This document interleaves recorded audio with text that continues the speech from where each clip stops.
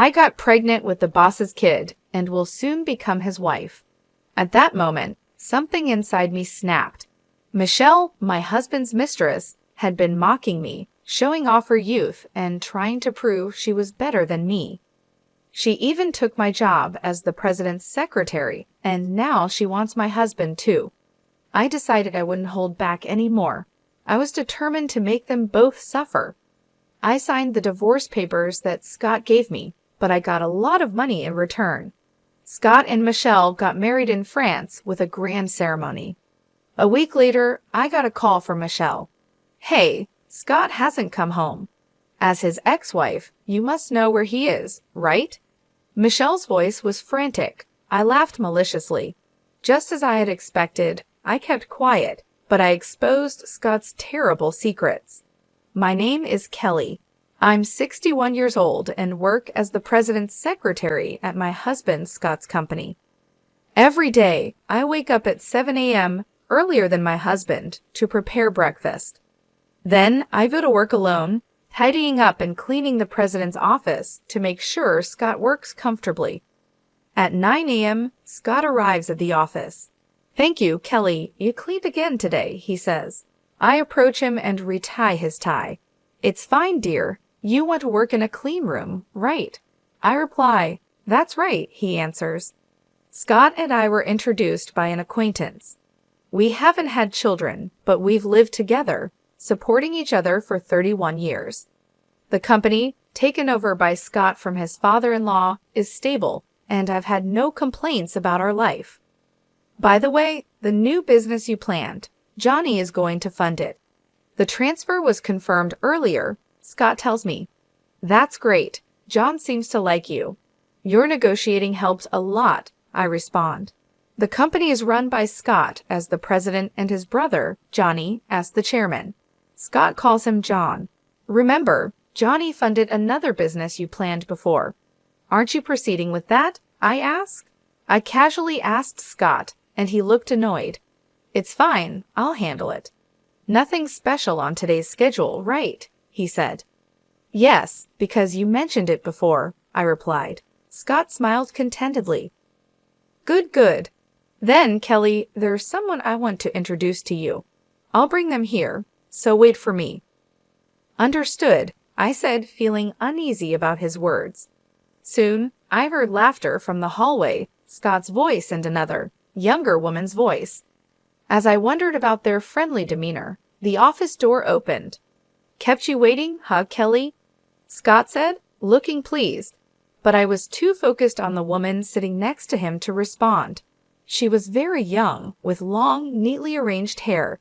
She wore a miniskirt that revealed her thighs and a camisole that exposed her chest. It was like she was dressed for a night out, but she wore it confidently. I was astounded by her youth.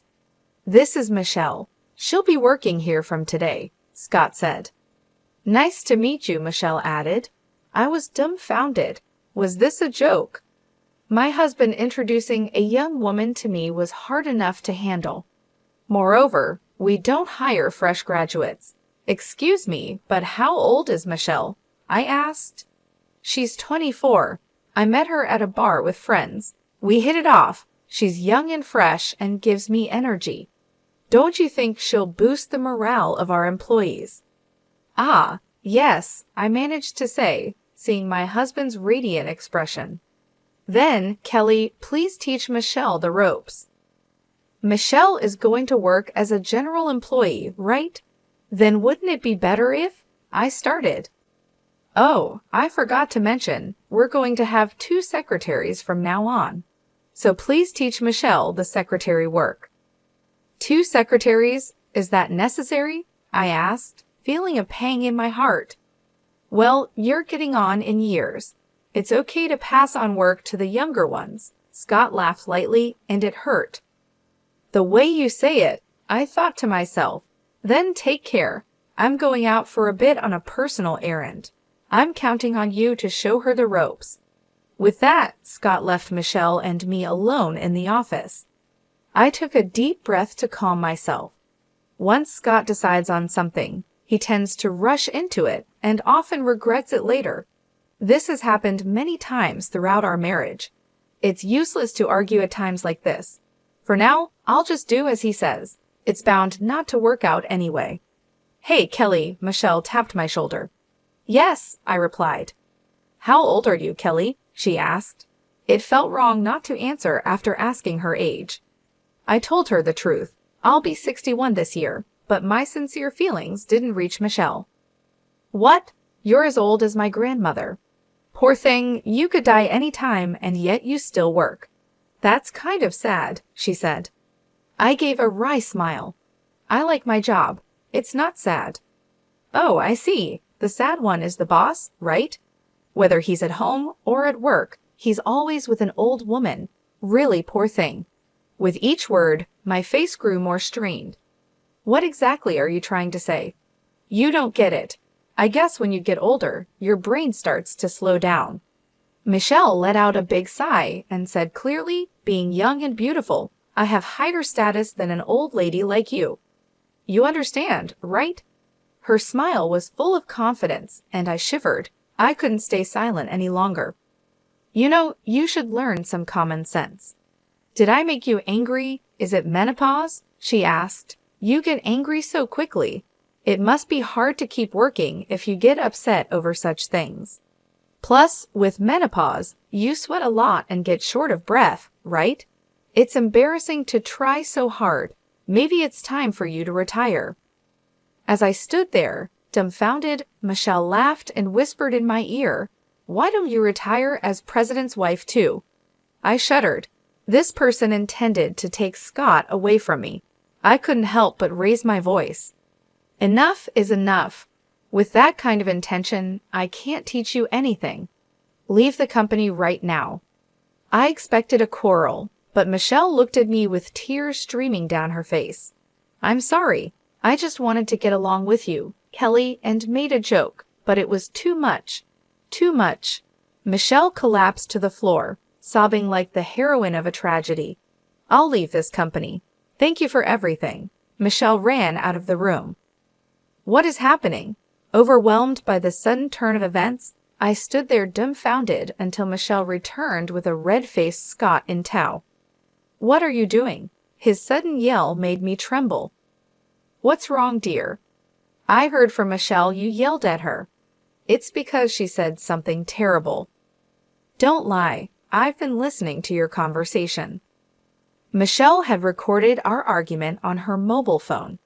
The recording started from the moment I scolded Michelle, giving the impression that I suddenly blamed her without reason and made her cry. That's why she apologized so sincerely, sobbing and all. I bit my lip in frustration. You don't believe me. Believe Michelle. She came to me crying about what you did. There's a recording. It's clear whose words have more credibility. A secretary who bullies employees is fired as of today. I couldn't believe it. I had always supported Scott both at home and at work. Now he was abandoning me for Michelle, who just joined the company. Wait, then who will do the secretary's job? I asked. It's decided. Michelle will do it, Scott said. That's impossible. And what about you? I swallowed the words that almost slipped out and tried again in a way only Scott and I would understand. You know about your hobby. I'll handle that myself. I prefer pure and cute Michelle over you, who lies to me. Besides, a young and beautiful girl like her suits me better than you do, don't you think? Scott narrowed his eyes happily and looked at Michelle beside him. She looked up at Scott with adoration and flashed a brilliant smile. Then she turned to me and stuck out her tongue just a little. I protested to Scott many times, but he wouldn't listen. The job of a secretary is not easy, despite my insistence that Michelle couldn't handle it. All I got back were his overly optimistic words, saying it was an exaggeration or you won't know until you try. He must have thought he was a knight protecting his princess. I was speechless at his foolishness, hardly what you'd expect from someone running a company. Eventually, Scott threw out my personal items from my workspace. Instead, He arranged a brand new desk and cute stationery for young people, all for Michelle. It was all in vain. Realizing this, I decided not to waste any more effort and left the company. However, Scott didn't come home that night. He didn't return my calls either. I thought it was just his way of getting back at me, but as a week, a month, and then 5 months passed, I grew anxious. One day, I was called to the company by Scott and was heading to the president's office. Maybe he finally understood how hard the secretary's job was and decided to let Michelle go and call me back. I knocked on the president's office door with a sliver of hope. "Come in," Scott said. As I opened the door, I was met with an unbelievable scene. Scott, smiling happily, was holding hands with Michelle beside him. The two of them looked at me and laughed joyously. "It's been a while, Kelly. We have some big news today," Scott said. "What is it?" I asked. Actually, I then Michelle put her hand over Scott's mouth. "Let me say it, okay? I want to thank the wife, right?" Scott nodded deeply, and Michelle said to me with a beaming smile, "We're getting married. Thank you for everything you've done for Scott." "What?" In front of my shaking self, Scott laughed sheepishly. "No," I thought. "There's no point in hiding it. I'm thinking of starting a second life. You're getting too old. It's better for you to live quietly by yourself." "What? How dare you?" I felt as if all the blood had drained from my body. "Wait a minute, Kelly, the talk isn't over yet. Here, a present," Michelle said, handing me a few sheets of paper. They were printed with black and white photos. Seeing them made me feel sick. "This ultrasound. Don't tell me," I started. Michelle nodded slowly and gently stroked her belly as she came closer and whispered in my ear, "I got pregnant with Scott's child. I'll be taking over as the president's wife." She laughed. At that moment, something inside me snapped. She had mocked me, flaunted her youth, and tried to assert her superiority at every turn. She even took my job as the president's secretary, and now she's aiming for Scott.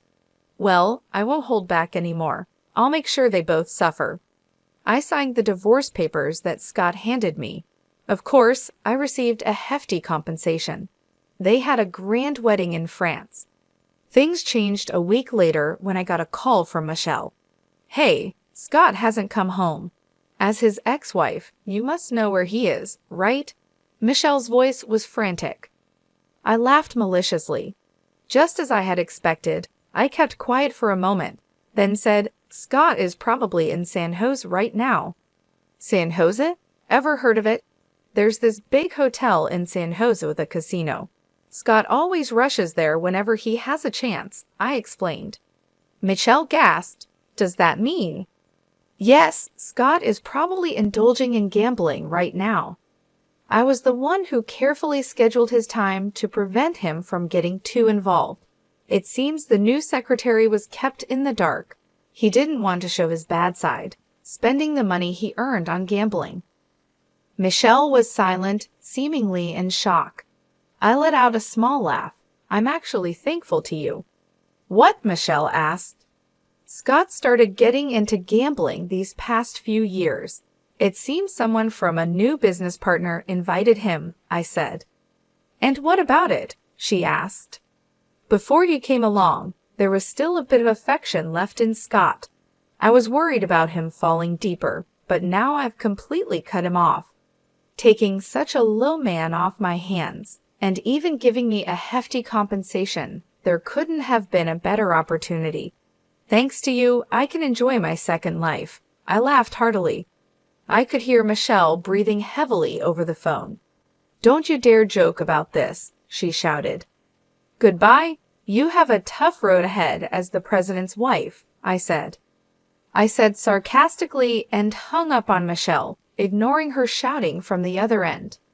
A few days later, as I was relaxing in my new condo, the doorbell rang.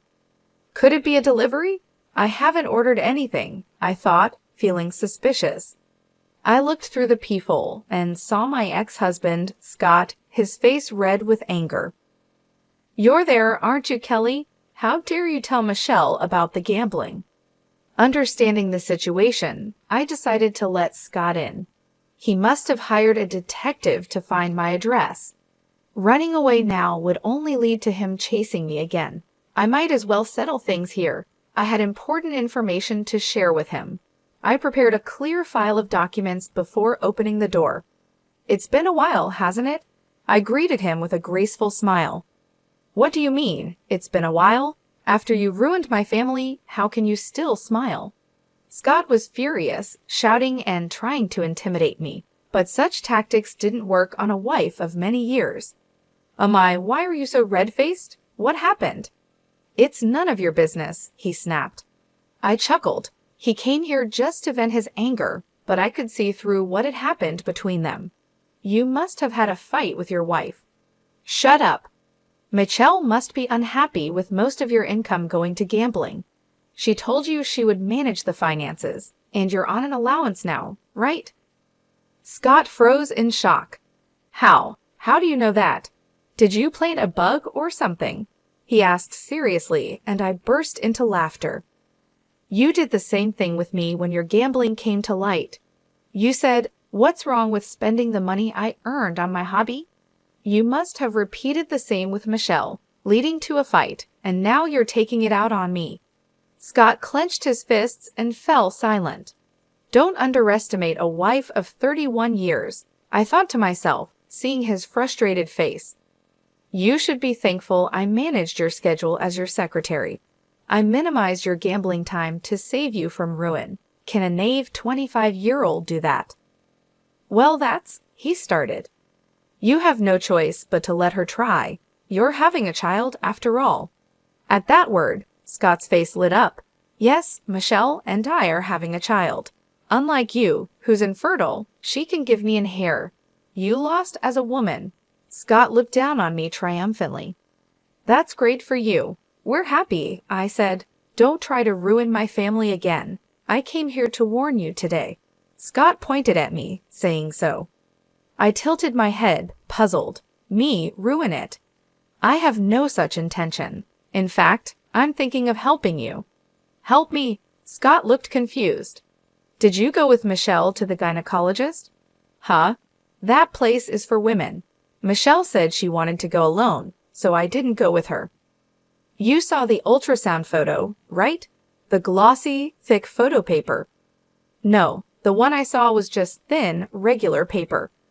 "I thought so," I said, presenting Scott with several photos from a clear file. They were grainy black and white ultrasound images. Scott's eyes widened. "What? You're pregnant?" "Of course not. This was a gift from Michelle. She's quite prepared, isn't she? Printing these out from the internet for me." "Internet?" Scott looked puzzled. I handed him a piece of paper. It was a printout of a blog post from 3 years ago, a pregnancy announcement with ultrasound photos. "Compare this with the photo Michelle showed you. Notice anything?" Scott looked back and forth between the photo and the article. His face turned pale. "You don't mean..." "That's right. The copied photo from the article matches Michelle's ultrasound photo. Holding them up to the light, the baby silhouette matches perfectly. Do you know about image search? It's a feature that searches the internet for images similar to the one you have. I found this blog using it. She must have copied the article directly, cutting out the photo neatly." So the child, Scott went pale, looking like he might collapse. I decided it was time to deliver the final blow. "It's a lie. There's no baby." Scott collapsed to his knees. "No, that can't be. She wouldn't lie about something like that. Impossible. After everything I bought for her designer clothes, bags, even an expensive engagement ring." Scott vented his confused emotions by repeatedly hitting the floor with his fist. His actions were so ridiculous, I couldn't help but smile. "It's a shame you couldn't become a father. Considering your age, it's doubtful you could have fathered a child. Thinking a young partner would guarantee a child was naive. Ask Michelle for the truth. I'll call her over now." Scott was too drained to argue. He just slumped there, silent. I had Michelle come to the condominium.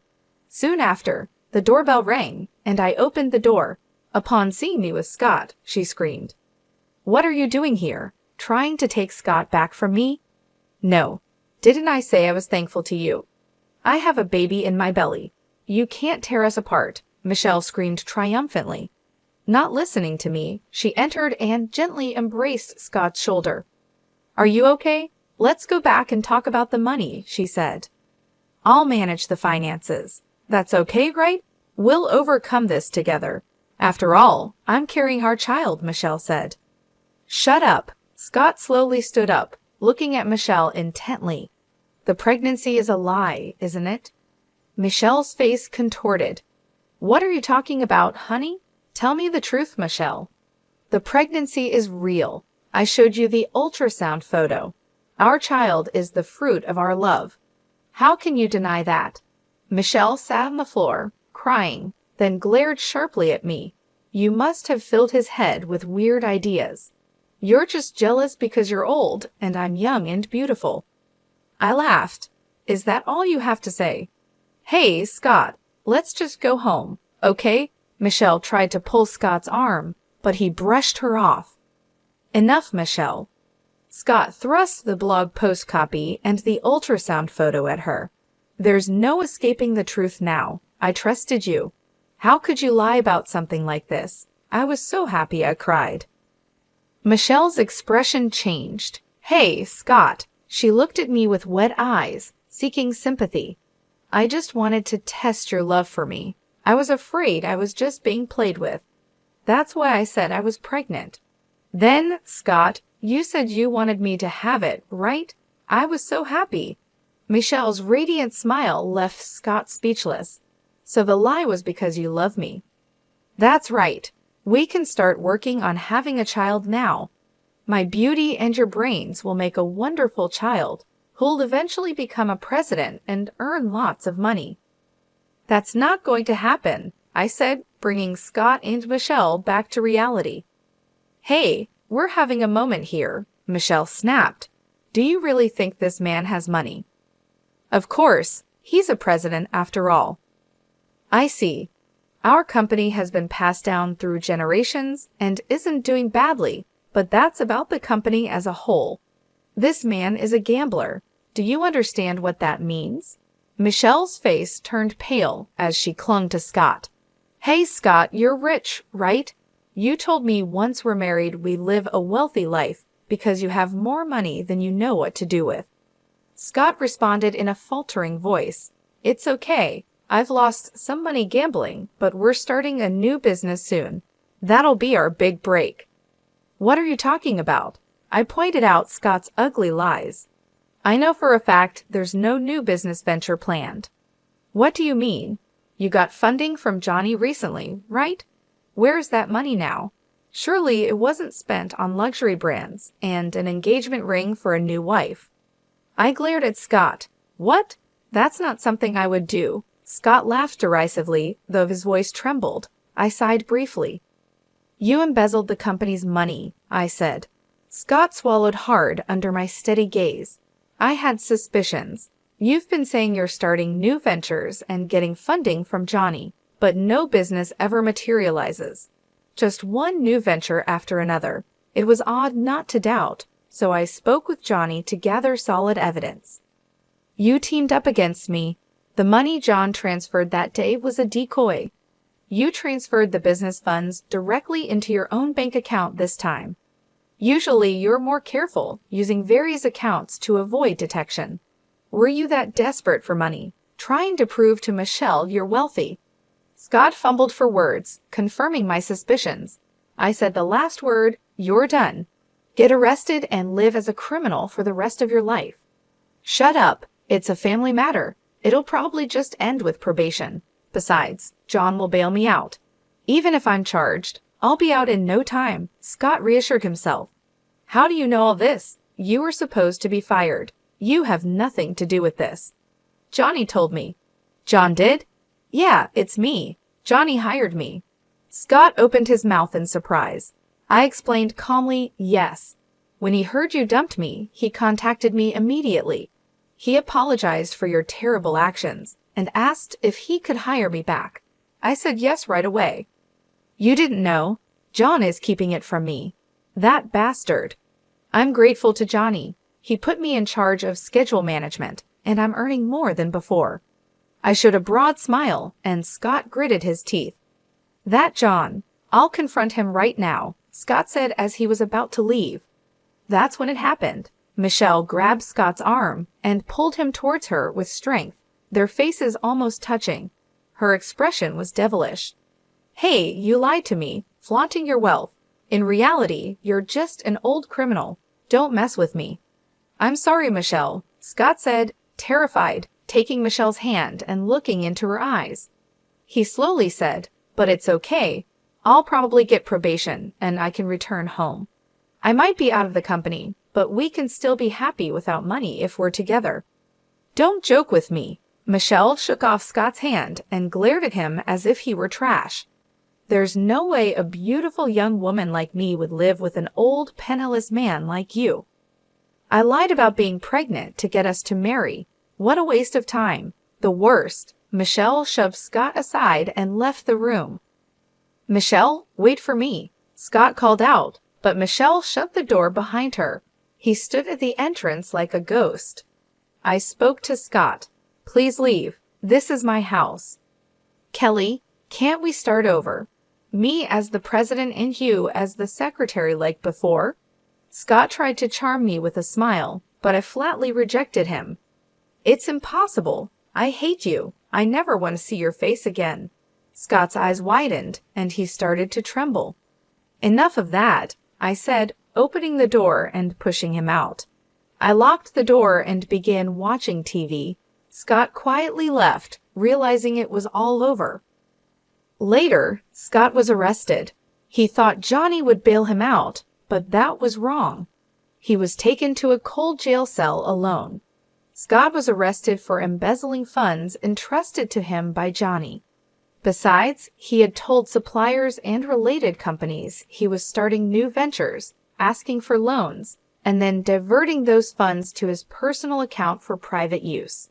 Scott received a sentence without probation and won't be out for several years. As for Michelle, she was suspected of conspiring with Scott and was investigated. Though no evidence of conspiracy was found, the police discovered she had been skimming money from various businessmen, approaching wealthy-looking men in bars, becoming their girlfriend, and then claiming she needed money for a pregnancy or a parent's surgery. Essentially, Scott was also a victim of Michelle's scams. Michelle was arrested for fraud. Both of them ended up in the care of the police.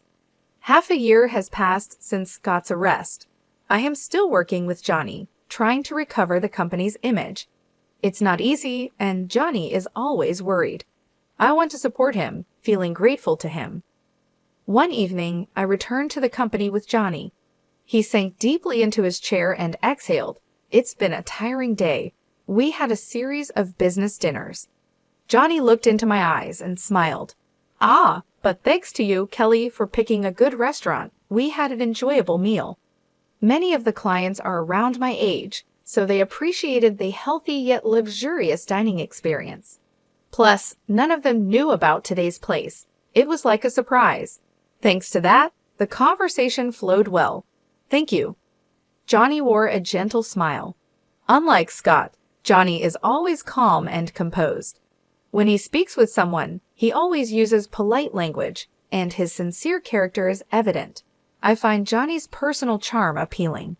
It's too kind of you to say, I replied. I thanked him. Johnny sighed contentedly. To think someone as capable as you was Scott's spouse is truly surprising. I chuckled lightly. Former spouse. I have no relation with him anymore. Right, he said. By the way, Kelly, how long do you plan to work? Don't you think about retiring and living quietly at home? I answered with a smile. I love my work. As long as I'm physically able, I want to keep working. Johnny nodded happily. I want you to help me rebuild this company. It's going to be a long partnership, but I'm counting on you from now on. I nodded firmly. Yes, Johnny. Johnny laughed, amused. Seeing his laughter made me feel warm inside. My second life is surely going to be enjoyable. Looking at Johnny's smile, I thought just that.